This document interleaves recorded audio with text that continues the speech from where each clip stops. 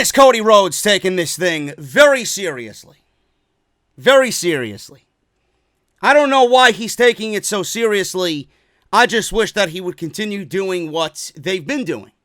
They've done everything right so far with AEW. I don't know why they have to poke the bear. I don't know why they have to try and awaken the sleeping giant. I wouldn't do that.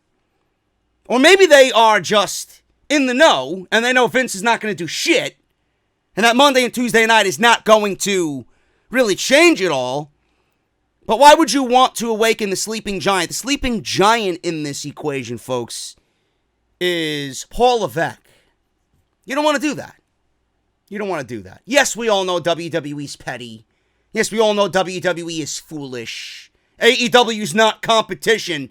Folks, the fact that they put on an Evolve show on the network after all this talk for years of maybe putting minor league wrestling on the network, and this is the weekend that they do it. Folks, that's competition. Every time they negotiate with a talent that might be interested in going to AEW, folks, that's competition. Cody needs to calm down. Yes, nobody can counter program AEW. And WWE did it for their own reasons. It's Vince McMahon. Vince and his actions are speaking volumes. Vince and his actions are speaking competition. So Roman Reigns goes out in a Sports Illustrated interview and says AEW is not competition.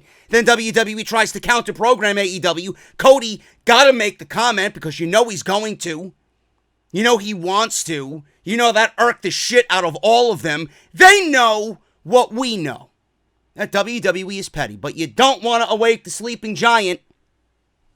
Sleeping Giants, Triple H, and NXT, folks. Don't do it. Just continue doing what you're doing. Tonight was AEW continuing to do what they do. I've loved everything so far. Fyter Fest was okay. Fyter Fest was not a blowaway show. I didn't expect it to be.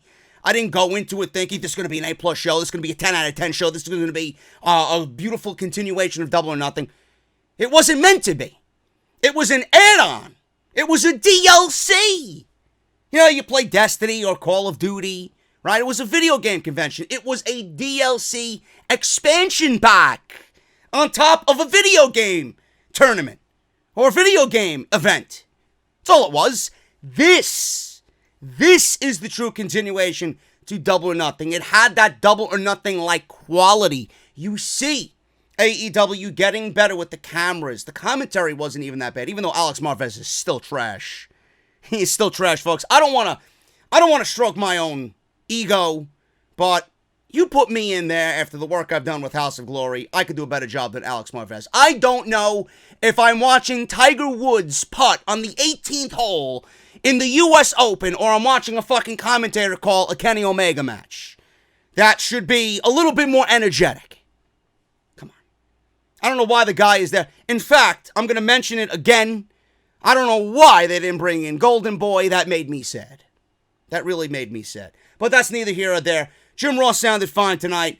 I am enjoying Excalibur. Excalibur is really the anchor of this entire commentary trio. But I thought they did a decent job tonight. Much better than Double or Nothing with Marvez there. I thought with Golden Boy there at Fyter Fest, the commentary team was really hitting its stride. But they did fine tonight. I love the feel of the entire Daly's Place there in the Amphitheater. It had a WCW old school Monday Nitro on the beach, bash at the beach type vibe. I love the outdoor setting. I love an outdoor setting for any wrestling event. But if you guys are watching me and you are fans of the podcast and you actually went to the show, please tell me how you felt sitting in that amphitheater in a 4.5-hour wrestling show. That had to be brutal. Absolutely brutal. I don't know if I would be able to withstand that. It was 90 degrees when the sun was going down.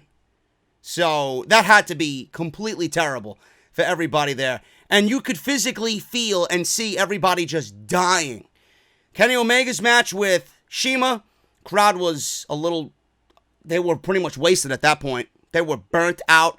The Bucks and Cody with his brother Dustin, completely burnt out. So you know the heat took a huge toll on everybody there. But the crowd itself, over 5,000 people. I didn't see an empty seat in the house. This was a great show. It was a great continuation, picking up from where Fyter Fest left off. We built towards All Out. You can see the All Out card taking shape. I'm so fucking excited. I'm so pumped for Chicago. This is going to be one of the best shows of the year. I thought this was a knockout show tonight. It was awesome. And AEW's doing everything right. Don't concern yourself with WWE. All you have to do is concern yourself with All Out, Chicago, and then get ready for TNT. WWE continues to make mistakes, and they don't care. Where AEW, they're not perfect, but they are doing their own thing, and if they don't watch and monitor what WWE is doing, the only people that are going to have an impact on WWE and the amount of shitty television they continue to put on is themselves. We cannot help that. Podcasts like me and other ones who are just outwardly speaking negatively about WWE, wanting it to be fixed, nobody's going to help them. WWE is going to be their own worst enemy. They're going to cause themselves to be failures. AEW should not concern themselves with anything WWE is doing. Again, don't awaken the sleeping giants. NXT is a monster. It might not be what WWE, feels it should be, but NXT, honestly, is the best wrestling in the United States. Don't push Triple H to a point where he's going to embarrass you, because at any given moment, he could do that. AEW is not all that to where it's going to have me sit here and tell you it's better than an NXT show or an NXT takeover. It's not going to happen. It's not going to happen. They have their chance at All Out. Do it in the ring. You don't need Cody coming out there and saying you can't counter-program against All Elite Wrestling. Enough of that shit. You guys did a good job tonight. It was a great show. I'm excited about where they're going. I'm excited for All Out. I'm excited for TNT.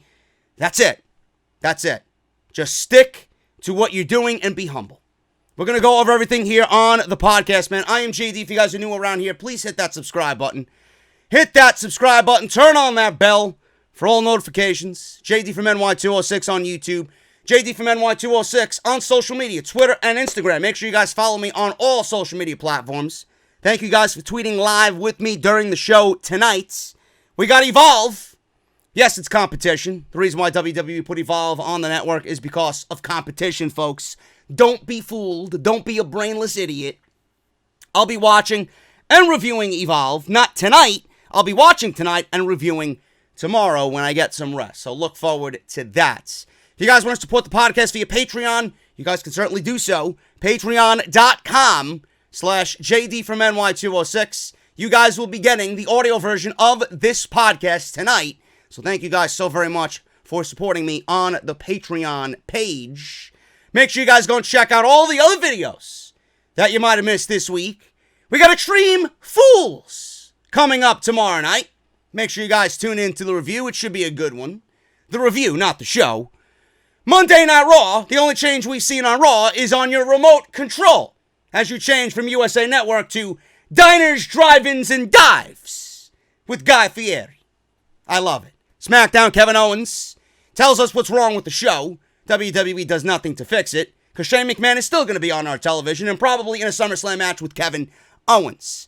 NXT moving to Fox Sports. Is WWE set to counter AEW? We'll see about that.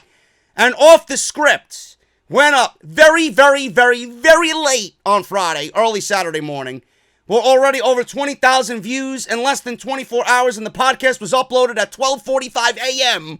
on Saturday morning. You guys are beasts. If you guys missed it, if you guys were wondering where it was, JD, where's Off the Script, bro? You guys are usually early over there where you're off the script. 5 p.m. is usually the upload time. It's there. Go check it out. Everything you need is going to be linked in the annotation in the top right corner. Go and check it out if you missed it. I would really appreciate that. That show talked about Vince McMahon giving Paul Heyman and Eric Bischoff fresh starts going into SummerSlam and a complete everything you need to know guide, preview and predictions for Extreme Fools on Sunday night. Go and check all that stuff out. I would really, really, really appreciate it. Let's talk about this show, man. We got the buy-in. We got the buy-in here. Peter Avalon, the librarian, versus Sonny Kiss. They're trying to get this librarian thing over. I don't understand it. I don't think I ever will. I think it's kind of cheesy. So there's my criticism for AEW. But Peter Avalon looked great. Peter Avalon looked fantastic. Came out wearing a robe. Kind of looked like Bobby Roode, if you ask me. And maybe Bobby Roode should actually visit Peter Avalon in the library and read a how-to book on how to become a successful WWE superstar on Monday nights. I don't think there's any book on how to become a successful superstar on Monday nights. Doesn't exist. The only successful time you will have on Monday Night Raw is when the Grim Reaper comes in and takes Vince McMahon away from Raw. I've said this many, many times. Poor Bobby Roode. Triple H don't have a problem booking Bobby Roode and making him a legit superstar and a badass. Apparently, Vince McMahon didn't see that. Well, anyway. I'm not here to talk about Bobby Roode. I can rant about that all fucking day. Avalon looked great in his robe. He went one-on-one with Sonny Kiss. I don't know what you want me to say about Sonny Kiss. I really don't. You know, I know Jim Cornette's probably going to have a field day with this shit. But Sonny Kiss is not my cup of coffee. He's not. That's not a cup of coffee I will ever drink on a Monday morning, folks. It's not. Now, I understand AEW and them wanting to be inclusive to all genders and all races and whatever they're doing. It's fine. I don't mind it whatsoever.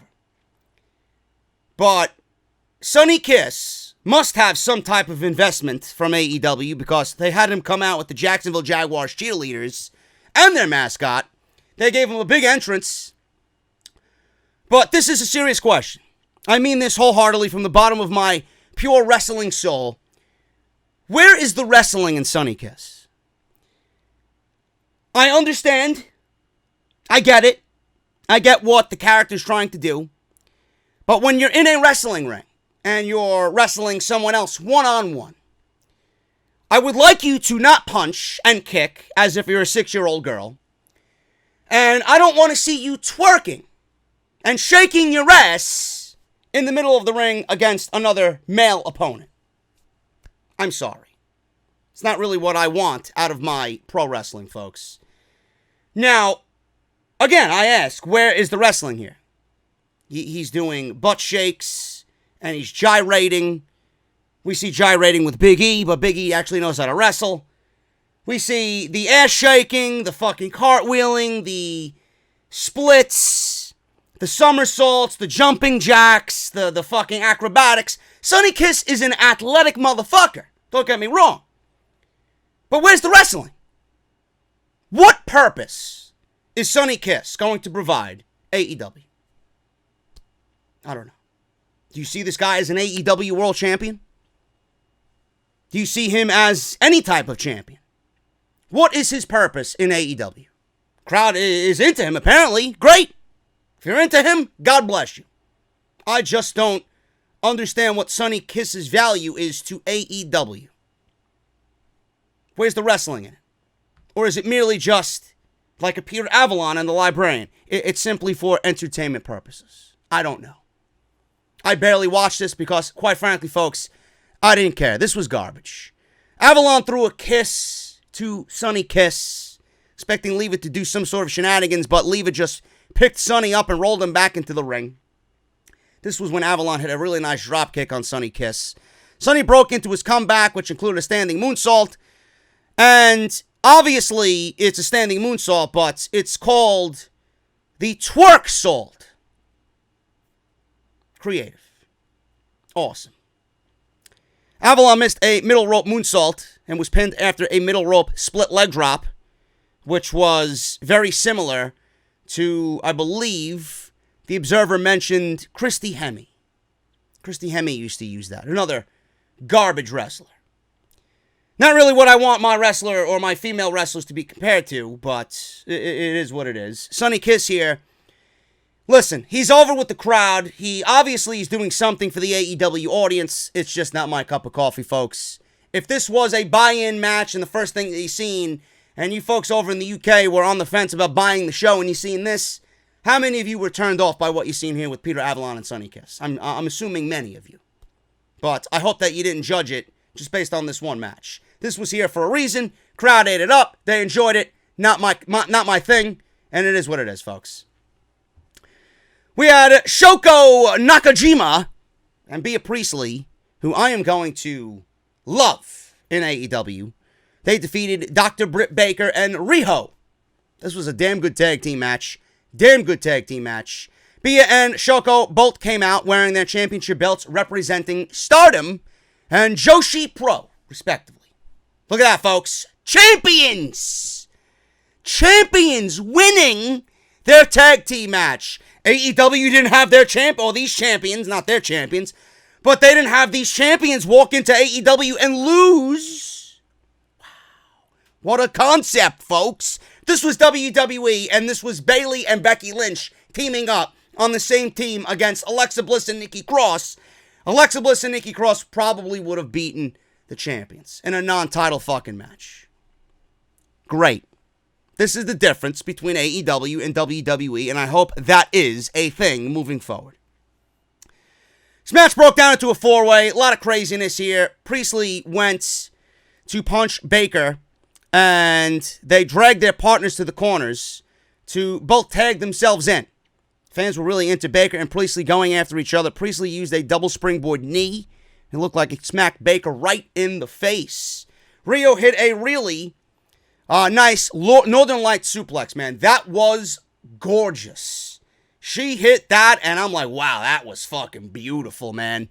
And a double foot stomp for a pair of 2 counts. Nakajima missed the senton, but pinned Riho after a step-up Hurricanrana. This match was kind of sloppy at some points. I don't know if it was based on the language difference between their partners, but it was still very good for what it was. Definitely the best of the women's matches on this night for Fight for the Fallen. I'm very excited to see the top-tier women in AEW compete over the Women's Championship that will be unveiled at All Out. The championship belt is going to be unveiled at All Out. Bea Priestley is an unbelievable option for AEW, an option that WWE wanted very badly for NXT.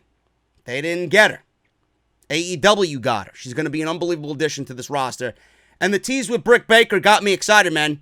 Britt Baker's probably going to be the figurehead of this division. She's going to be a big focus in this division with Kylie Ray. Bea Priestley's going to be there for sure. And she's going to be at the top of the food chain when TNT starts AEW in October. Thing to take notice in this thing, like I said, the champions won their match. How difficult is that to book? I ask WWE. Apparently, they lost all sense of logic. Don't know if you guys got this or it was me. I was picking up my phone. As I was streaming this from Bleacher Report Live from my phone to the TV. I thought I hit something on my phone by accident. Did you guys get the closed captions pop up on the screen during this match? Because it was annoying the shit out of me. Then it stopped, and we got nothing but a black bar on the screen, and then it started all over again. They eventually fixed it, but for the ending of this match for the last five or so minutes, it was annoying the shit out of me. Did you guys get that on your end as well? Let me know. That was pretty much it. That was the buy-in. Then we go into the card. Fight for the Fallen opened up MJF. I love MJF. Shawn Spears. I love me some Shawn Spears as well. Sammy Guevara. They defeated Darby Allin, Jimmy Havoc, and Joey Janela. Shawn Spears got a lot of heel heat here. Came out wearing a shirt that read, The Chairman. He even had Justin Roberts announce him as the Chairman, Shawn Spears. But Justin Roberts didn't do a Shane McMahon. You know, he didn't do the long-winded fucking announcement for Shawn Spears like Mike Rome would have did for Shane McMahon. It's very basic. Justin Roberts seemed annoyed by it. The Chairman, Shawn Spears. Shawn Spears looks fantastic. This is the best Shawn Spears has looked in his entire career. He looked phenomenal. Another thing I wanted you guys to pay attention to, I hope you did because I know I did. Darby Allin was wearing tape around his ribcage. Why, you ask? Because continuity is a fucking thing, folks. Darby Allin was wearing tape around his ribs to sell the coffin drop from the match with Cody at Fyter Fest. Wow. Continuity. Logic. Wow. I didn't know it existed, folks. I thought it was something that just didn't exist anymore. Awesome. I'm glad somebody fucking gives a shit. I love the team of Janela, Havoc, and Alan, all very similar, with that similar Daredevil style. The team of MJF and Shawn Spears didn't make much sense to me when announced, but obviously it didn't take much brain power to realize. But the entire thing with Spears and Cody from the last show, and MJF being on record saying that he's Cody's best friend, kind of played into a nice cool factor there. It had a nice little aspect to the match that I really enjoyed. But MJF is on record saying that Cody Rhodes is his best friend and one of the best people he knows. And if you watch the YouTube shows, he's frequent over Cody's house. And Shawn Spears is someone who is upset with Cody now because Cody mentioned that Shawn Spears is a good hand. And that's all he said. And Shawn Spears took that to be disrespectful. So I'm loving where they're going with this. It looks like they're setting up Shawn Spears versus Cody Rhodes at the All Out show, which is great. MJF was just in there, and he gave Shawn Spears some shit. Gave him the finger, and he just left at the end of this thing as if he didn't give a shit. The story between Allen and Spears is very interesting and very logical. I don't know if you guys paid attention to this as well. Spears tagged in at the same time as Allen, and Spears quickly tagged out. Allen feels Spears, with his actions and the chair shot at Fyter Fest on Cody, took away from his shining moment, going the distance in a 20-minute time limit draw with Cody. And that wasn't the only thing that made sense here, man. This match was really, really logical. I really enjoyed this one. So I like that Allen and Spears have this thing going back and forth because Allen feels that Spears took away his moment with the chair shot. Everybody's talking about the chair shot. And nobody's talking about the performance that Allen gave against Cody. The commentary mentioned the fight, if you even want to call it that, between Enzo and Joey Janela. I don't know if you guys heard this. There was a fight, which I knew was a work right away because Joey Janela came out on social media and says, I blame the White Claws for the fight with Enzo. First of all, if you drink White Claw, I have to question you as a human being. My dad drinks that shit. Don't know why. But if you drink White Claw and, first of all, I don't even think that Joey Janela gives a shit what he drinks. As long as he's putting alcohol in his body. I don't think they're good. I think they're disgusting, quite frankly. But the fact that he mentioned, I blame the White Claw on the fight with Enzo, I knew it was a work after that when he blamed fucking White Claw. Hard seltzer for the fight with Enzo. They mentioned this on commentary, which all confirms that it was a fucking work. And Excalibur mentioned that Janela trained by getting into a fight with the absolute scum of the earth at a Blink-182 concert. Work, folks. It was all for fun and games. Spears finally stayed in the ring for a long period of time when Janela was down. Spears blind tagged himself in. So MJF blind tagged himself in. MJF mocked Spears by doing the Ty Dillinger Perfect 10. Before giving him the middle finger. At one point, Spears was in the corner. Havoc sent MJF shoulder first into Spears and then stood on MJF. Did a superplex on top of Sammy Guevara. Everyone hit a big move on everyone. Guevara then hit a trio of dives. I didn't even remember what he did. All I remember was Sammy was flying out of the ring at a rapid pace, and it looked phenomenal, man. At the end of it all, you figure a normal man would be out of breath. He gets in the ring and does a standing Spanish fly on Allen, which looked phenomenal. Joey Janela then delivered a Death Valley driver to Sammy Guevara on the ring apron, and he looked into the camera after it was executed, gave the finger, and said, "Fuck you, Cornette." There you go. So if Jim Cornette was watching Fight for the Fallen, I'm pretty sure he's going to have a lot to talk about on Joey Janela tonight. Shawn Spears ended the match with a Death Valley driver to Darby Allin, which makes sense because Shawn Spears, more than likely, is going to be wrestling Cody at All Out, and it is the man. Keep this in mind. Another piece of logic here. Love it. He pinned Darby Allin. And Shawn Spears won this thing. Like I said, he's going to go on to All Out to fight Cody. But Shawn Spears pinned the man that Cody could not do at Fyter Fest in a 20-minute time limit draw. A great aspect to the overall story, folks. I love it. I absolutely love it. You got to think about that. How many people are going to mention that when they talk about Fight for the Fallen? Not many. I did.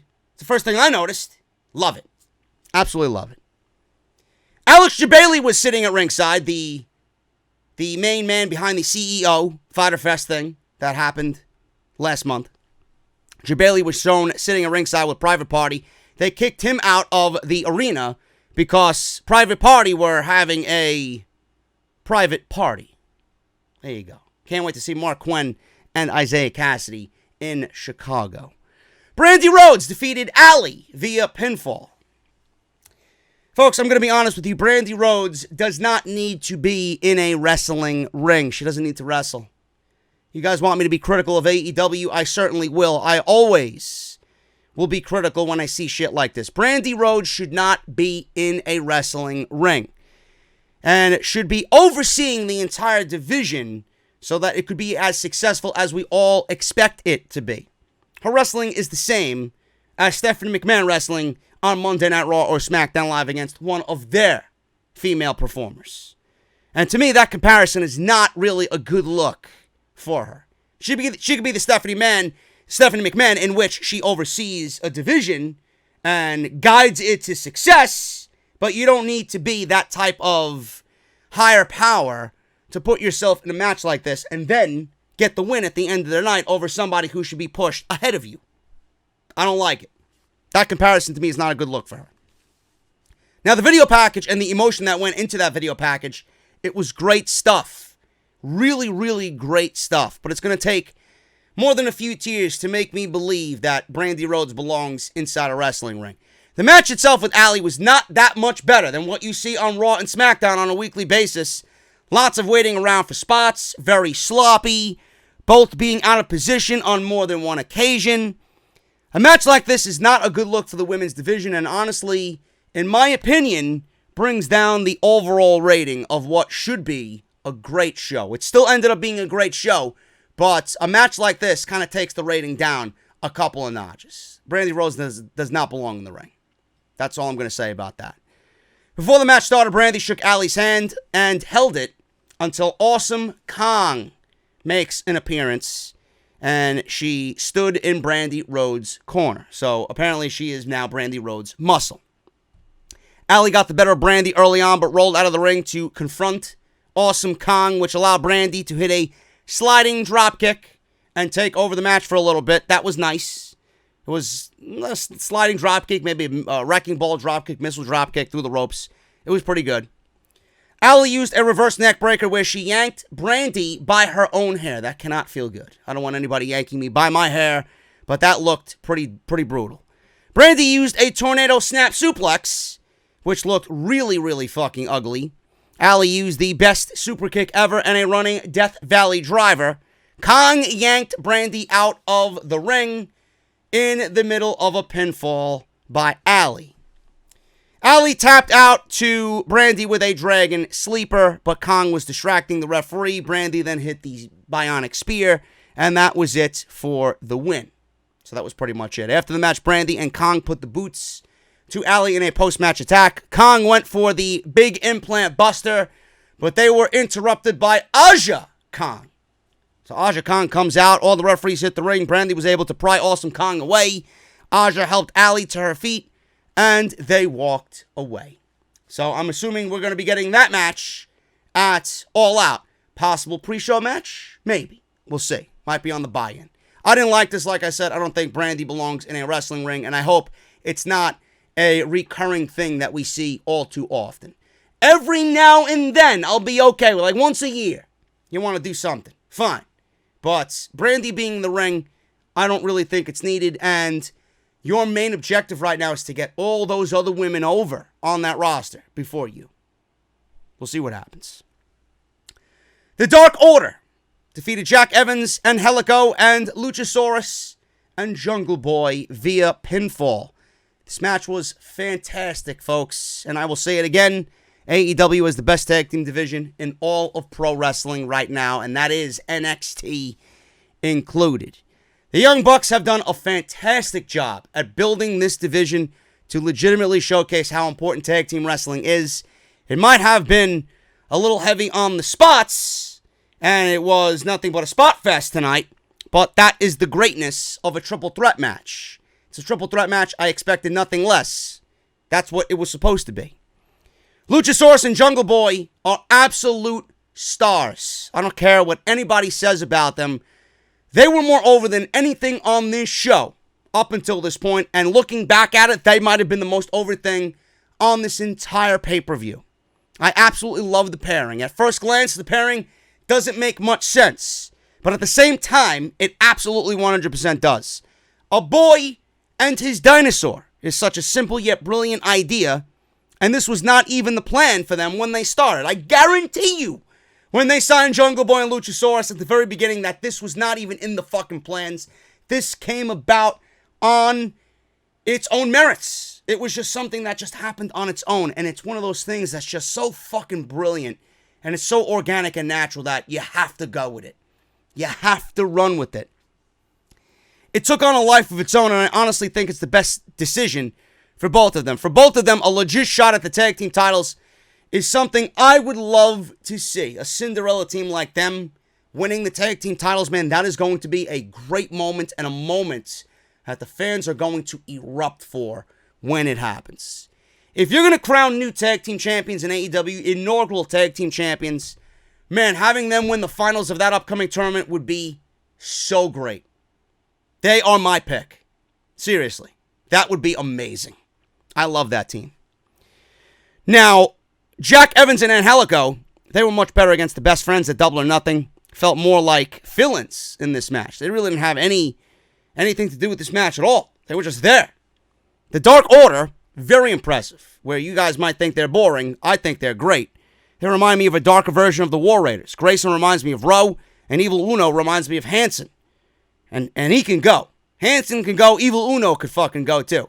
Guy that size doing a senton off the top rope. It's pretty impressive, man. For those who say they're boring and the gimmick sucks or they will never get over, they could actually all use that to their advantage because you may not like them. You may swing the opposite way on them, but they are fucking impressive and a damn good tag team. And I can't wait to see what they do against the Best Friends at All Out. That should be really, really, really good. Dark Order were the best team here, taking out everyone waiting for tags. They were, I don't mean the best team as far as the best team, meaning they are my favorite. They were the most logical team. They did what they had to do to set themselves up to win this match. Taking everyone out that were waiting for tags, including yanking both Evans and Angelico off the apron when Jungle Boy went for a tag. Uno mocked Luchasaurus so much, so it gave Jungle Boy a chance to get through to him to make a tag. Luchasaurus. I told you him and Jungle Boy are going to be megastars in this company. Incredibly athletic for a guy that fucking size. A ton of kicks here. Then he did a standing moonsault. Yes, Luchasaurus did a standing moonsault. He chokeslammed Evans over the top rope on top of Angelico, which was followed up by Jungle Boy doing a shooting star press off of the ring apron on top of them. Angelico gave Jungle Boy the running BT bomb and appeared to be seconds away from winning the match when Marco Stunt came out of nowhere. He hit the ring and gave Evans a Hurricanrana off the top rope. Referee threw him out. Luchasaurus stopped the referee and says, "Bro, I got this. Let me take care of this." He then lifted Marco Stunt up over his head in a gorilla press and launched Stunt onto Angelico on the outside. Luchasaurus and Jungle Boy did this amazing double team power bomb where Luchasaurus took Jack Evans and heaved him mid-air and in perfect fluid motion landed on top of Jungle Boy, and Jungle Boy in one motion did a sit-out power bomb. I didn't know what the fuck it was, but it looked unbelievable. I loved it.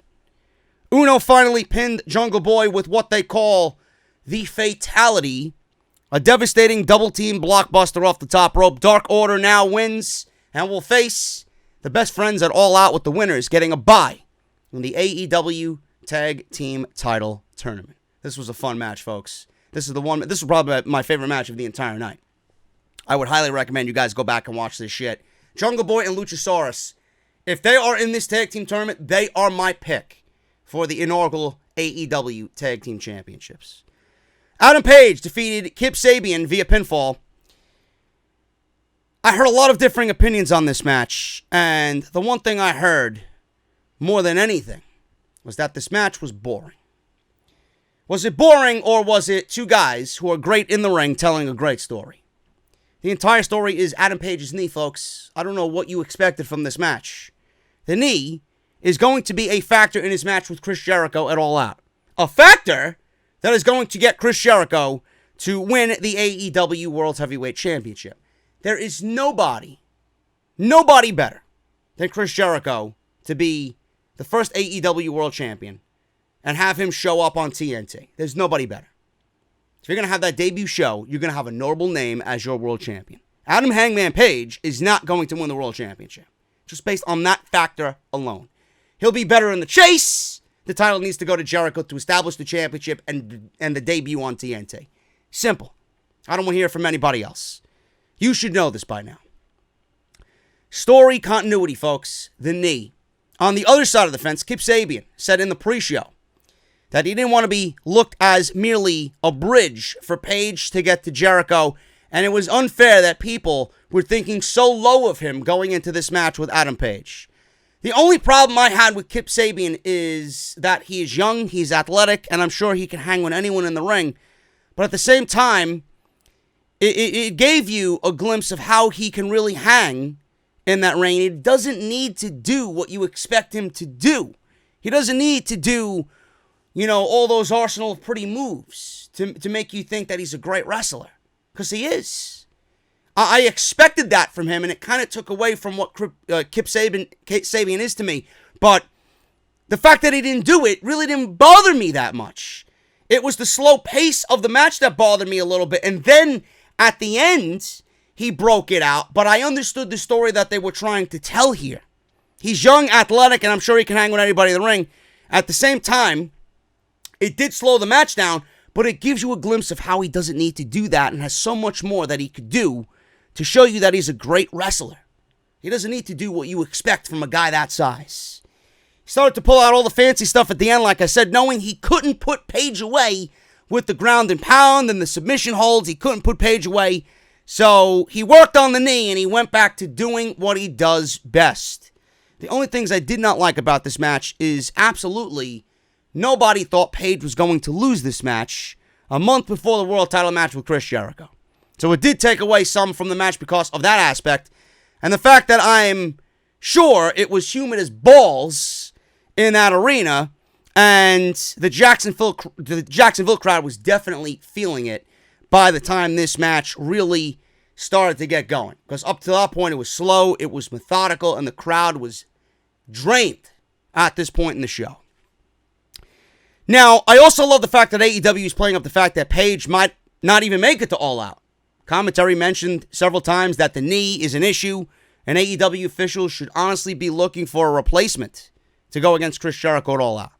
Chris Jericho at the end of the match came out dressed as one of the Dark Order's minions. That was classic Chris Jericho, and that adds a little flavor to his match with Page in Chicago. The Judas effect is just awful. It's awful. Really should not be anywhere near a finishing move in his arsenal. The overselling from the commentary was absolutely comical. It's a fucking back elbow, folks. Calm down. Just stick to the code breaker. That's it. Sabian was on the outside very early, and I'm not sure if you guys know, there was an overly large man who looked very familiar sitting in the front row with glasses. He sits front row at every NXT show. He got into Sabian's face, started mouthing off to him. I don't know what he said, but he got very, very, very within kissing distance of Kip Sabian. Sabian got face-to-face with him and actually went to mock kiss him, and that was pretty much it. The guy got his 15 seconds of fame. Sit the fuck down and go back to the PC, you fucking clown. Guy looks like one of those fucking marks that takes everything completely seriously, and he can't even enjoy the show. That guy is a loser. Don't know who he is, don't care to know who he is, but he takes everything just a little bit too seriously, folks. Page and Sabian went strike for strike. And they went into a battle of who could knock the one off the feet first. Paige won with a rolling elbow. Hangman sold his knee during this match, but it did break into a nice bridging pump handle suplex. Sabian used a springboard missile dropkick more than halfway across the ring, which was very impressive. Sabian used a double foot stomp and then a senton when he landed, which was unique. Paige used a belly-to-belly overhead that nearly dropped Sabian on top of his head. Sabian was bleeding from the elbow. Don't know where that spot came from, but Paige took his head off with a huge discus lariat. Sabian took a back suplex on the ring apron, then Paige hit a beautiful moonsault off the top rope to the floor, and he did a really great job at selling his knee being injured on the way down. Paige then gave Sabian one of the most brutal spots of the night as he powerbombed Sabian over the top rope on top of the ramp leading from the tunnel to the ring. It was one of those moments where it was such a loud thud, you said to yourself, yeah, that had to fucking hurt. Sabian got in the ring at a 9 count. They teased the time limit draw. It was a 20-minute time limit. Paige wins with 19 minutes on the clock. 1 minute left. He hits the Deadeye for the pin. That's pretty much that. After the match, Chris Jericho came out and attacked Adam Page, kind of setting up his match at All Out.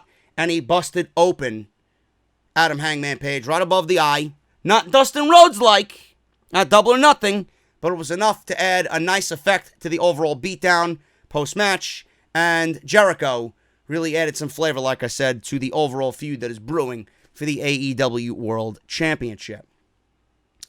Lucha Brothers defeated Scorpio Sky and Frankie Kazarian of SoCal Uncensored. I was looking forward to this match the most out of everything on Fight for the Fallen.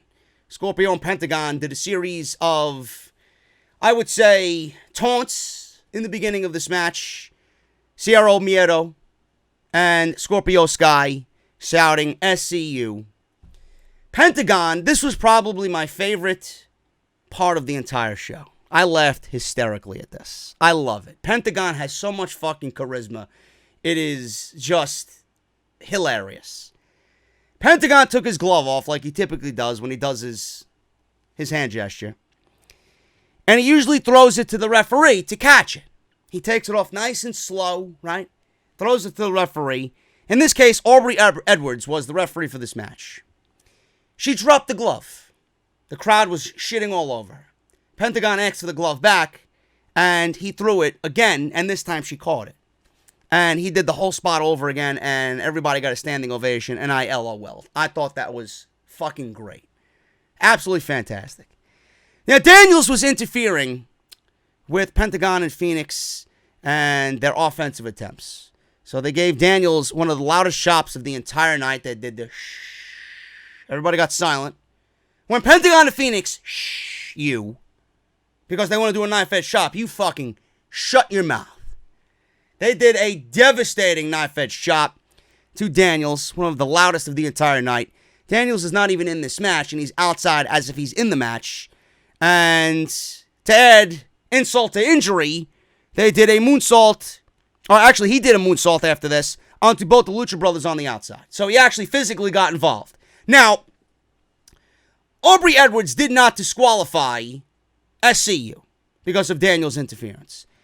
I was not sure about this, and I complained about it on Twitter mildly. It wasn't really something that I would complain about, too much.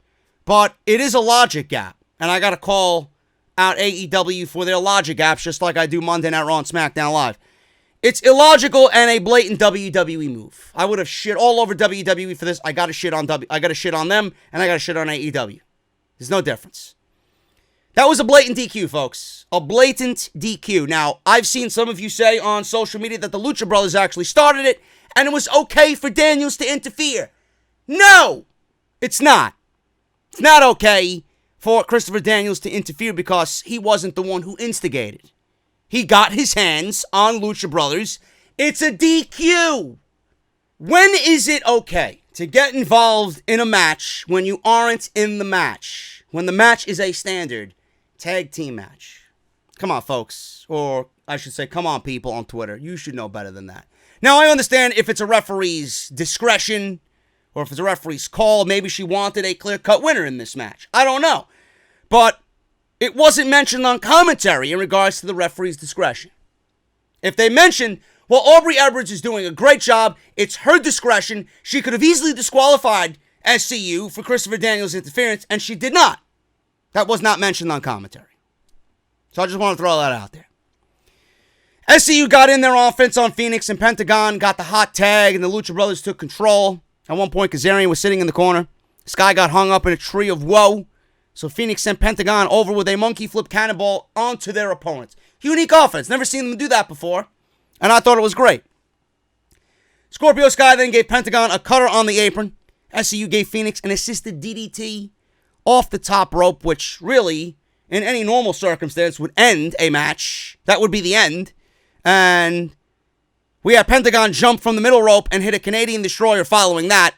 Sky kicked out of the Canadian Destroyer.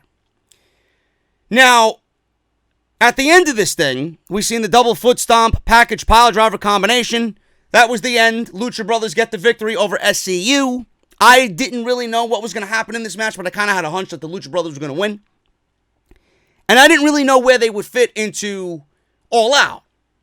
We got an answer to that question, folks. After the match, the Lucha Brothers took a ladder from underneath the ring. At the same time, Daniels came out to assist his partners. Lucha Brothers blatantly blasted SCU with the ladder. Then they set up the ladder in the middle of the ring, climbed it, spoke some Spanish and very broken English, but I understood it enough to know that I am fucking excited about All Out in Chicago. Pentagon Phoenix challenged the Young Bucks to a ladder match at All Out.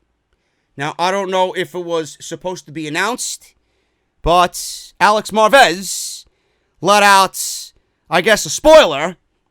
He mentioned that the AAA Tag Team titles will be on the line in a ladder match at All Out.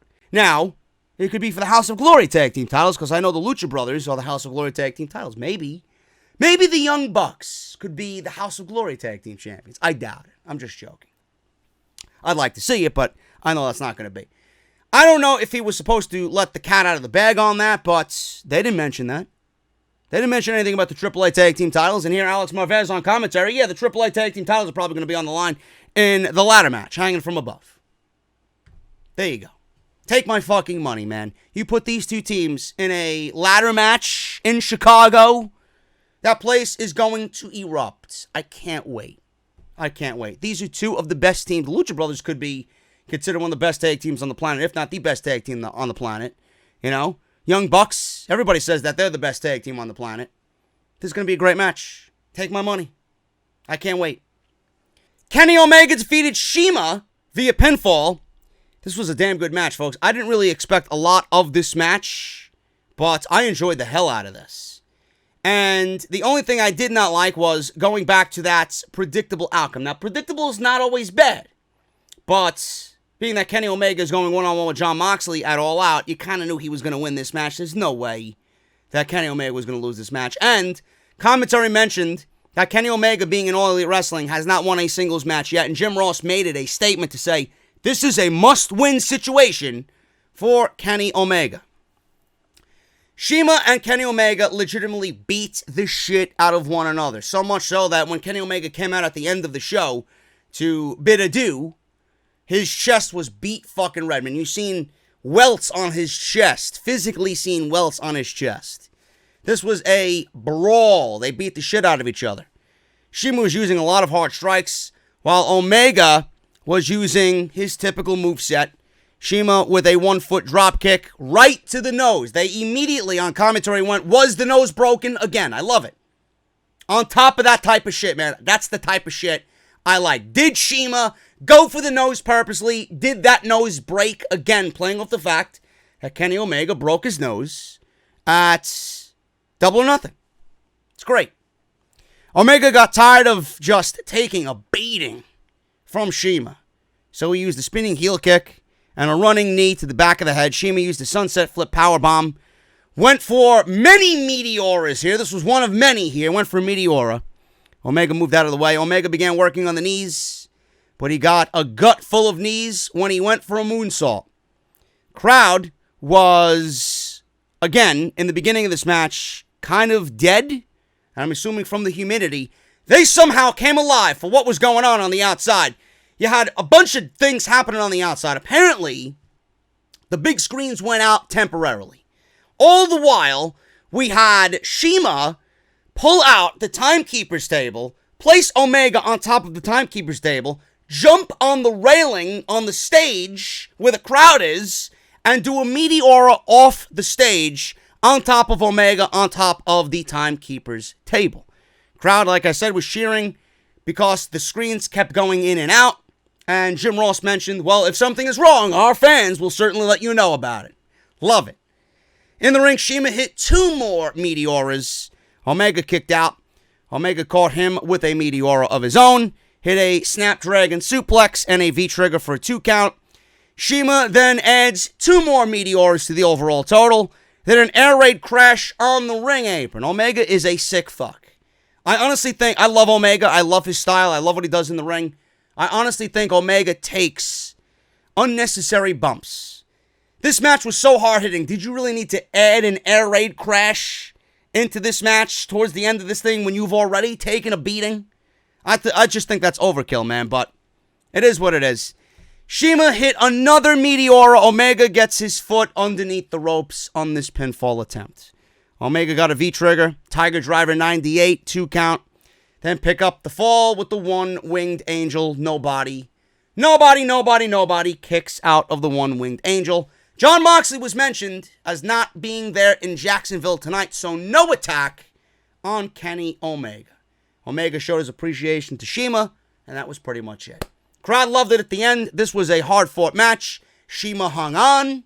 He might not be your cup of coffee, but man, did he hang with Kenny Omega, and Kenny Omega made him look legit on top of what we already know and seen from Shima already in AEW. Chris Jericho had a live microphone. This was one of my favorite parts of the night. Jericho comes out wearing his leather jacket. The guy is fucking insane for wearing his full getup. Top hat, leather jacket with the spikes on it and all. Don't know how he stood in the middle of that ring with that 90-degree heat and 1,000% humidity. Don't know. Jericho's in the ring. Said he still has Hangman's blood on his hands. And he was showing off his hands. And he really did have Hangman's blood on his hands. Says he's waited for weeks for a thank you from AEW. Fans started to chant thank you. He's like, I don't want to thank you from you people. Then he points to a fat slob in the crowd. Sit down, fatso. Gotta love it. Gotta love Chris Jericho, man. He then realizes that an apology from the idiots in Jacksonville. No. Not Jacksonville. Jerksonville. Not Jerksonville. Jackoffville. Gotta love Chris Jericho, man. A heel through and through. He dared them all to boo. The white trash Riviera can hear them, or I guess he said he dared all of them to boo them because the white trash Riviera can hear them. Jericho said he'd get his thank you one at a time by beating the crap out of everyone in AEW. Said no one would be here without him. They'd be on the streets. He created AEW, and the TV deal on TNT is because of Chris Jericho. Jericho said he watched the Battle Royal and wondered who he would wrestle it all out. Would it be the kid with no legs? Or Michael Nakazawa? Or the Young Bucks Cabana Boy, Brandon Cutler, who he didn't even know? Said Hangman Page is one of the best in the world, and when he beats him, it will be another notch on his belt. But if he loses, not only is it the beginning of the end for AEW, but is the beginning of the end of his career. Could this be teasing an, loser leaves town match, or Chris Jericho loser, if he loses this match, it's a career-ending match? I don't know. We could see something along those lines, so we'll see what happens with that. Jericho teasing the end of his career if he doesn't beat Adam Hangman Page for the AEW World title. He cannot lose to Hangman, and he repeats that over and over again. He cannot lose to the Hangman. That's why he attacked him tonight and left him in a pool of his own blood. You can't trust Chris Jericho, and he's going to prove it at All Out by becoming the AEW champion. He's going to prove that without him, AEW wouldn't exist, and he's going to prove that Hangman is a little bitch. This brought out Hangman Page, who attacked Jericho from behind, referees, agents, some undercard guys. I seen Janela out there, SCU, Peter Avalon were out there, Jack Evans and Angelico were out there. They broke it up. Really, really fun promo by Chris Jericho. And it's a nice build towards the AEW all-out world title match. It's pretty much what it was.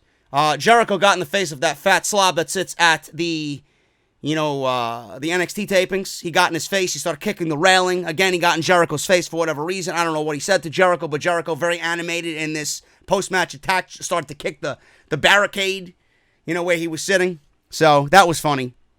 But this was a good job by Jericho to sell the match with Adam Page at All Out. Main event was the Young Bucks, and they defeated the Brotherhood of Cody and Dustin Rhodes. The Brotherhood. Got a nice ring to it.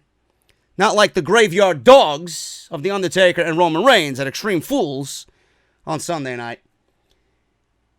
A lot of people on social media, I seen it after the match was over. Oh, this is boring. Oh, this is slow. Blah, blah, blah. Folks, let me tell you something. At this point, these people, I feel so fucking bad for them.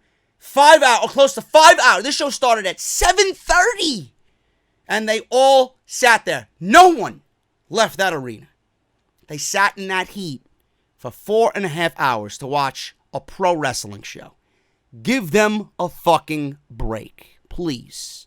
The crowd was dead. I guarantee you the only thing that was on those people's minds was air conditioning.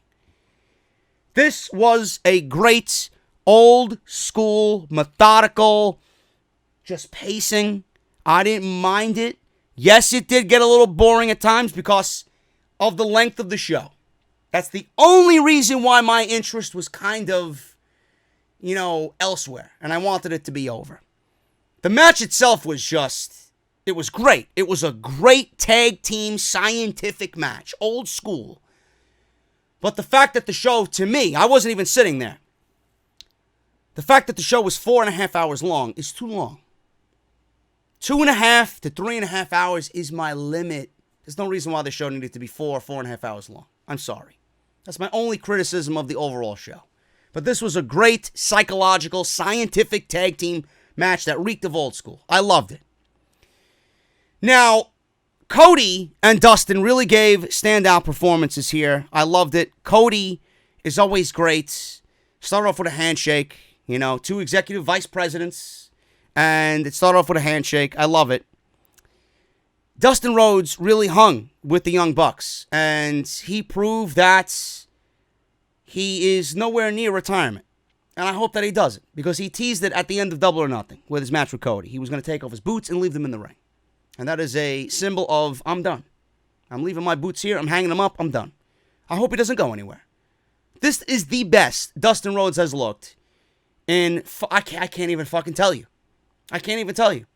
The last time these two teamed up was against The Shield. They cut a pre-match video package before this match started, and they were talking about, the last time that we were teaming together was against The Shield. And they actually bleeped The Shield out on AEW television. I thought that was a great match. I thought it was a great feud. I think that was fantastic. I loved everything about that. I really did. For them to get their jobs back with WWE. It was just a beautiful thing. That was perfect storytelling. That's the last time we seen these two team up together. And seeing them here tonight, it's no different. They look just as good as they did then. Dustin looks so good, I don't want him to retire. He has so much more left in the tank, and the fact that he hanged with these guys for nearly 30 minutes was unbelievable. Unbelievable stuff here. Cody broke up a Meltzer driver with a beautiful disaster kick. Rhodes used double team Crossroads. They double teamed the Young Bucks with a Crossroads. Got broken up by Nick. We got a 4-way here. Things were breaking down. Cody accidentally elbowed referee Rick Knox.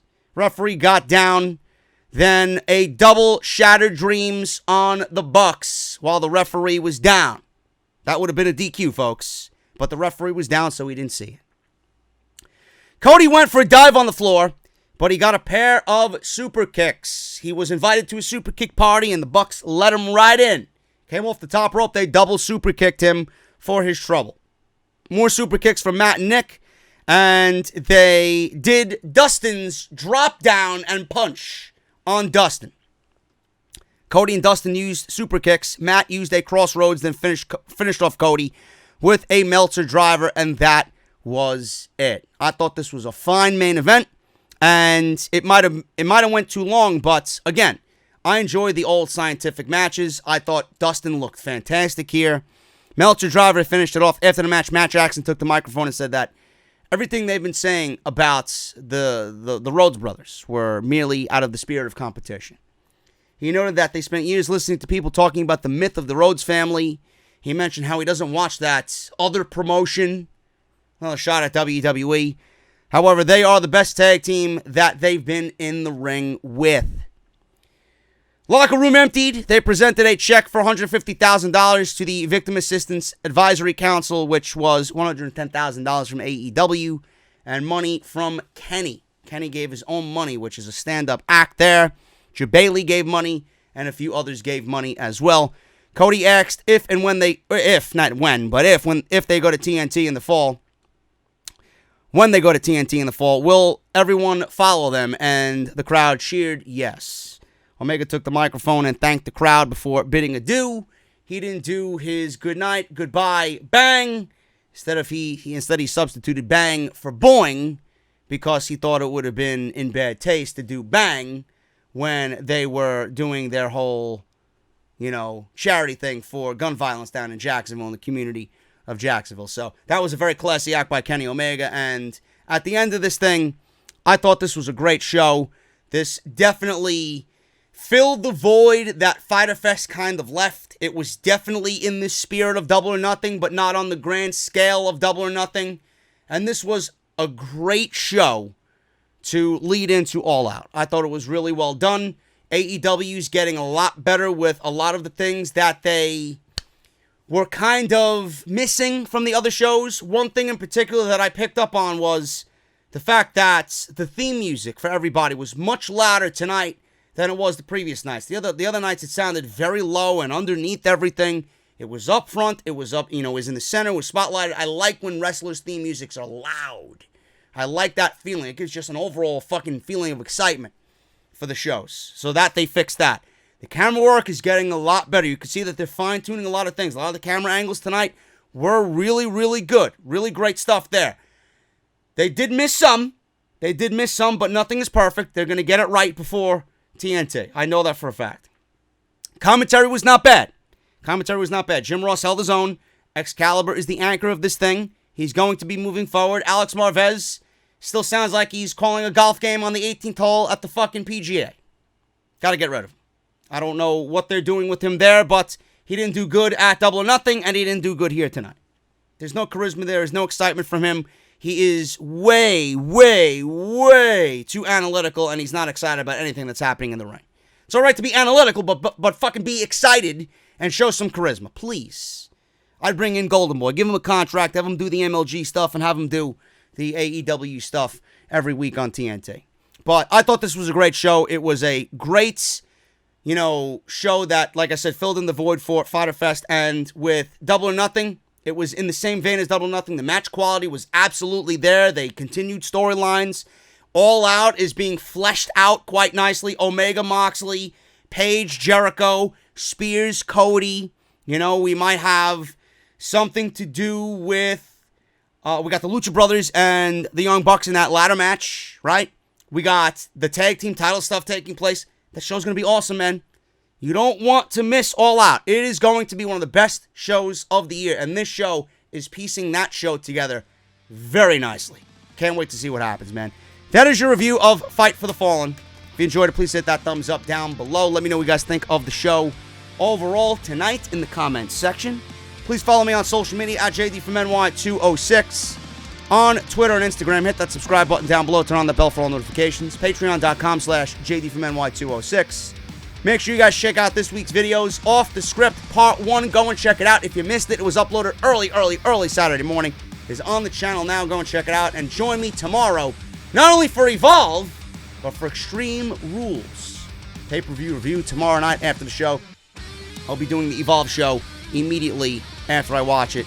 Tonight, and we'll do the review tomorrow morning, man. Thank you guys so very much. I'm getting out of here, and I will see you all for Extreme Rules and Evolve on Sunday. It's going to be a busy day. Hope you guys join me then. Take care. Hit that thumbs up, and I'll see you guys later, man. Thank you so much.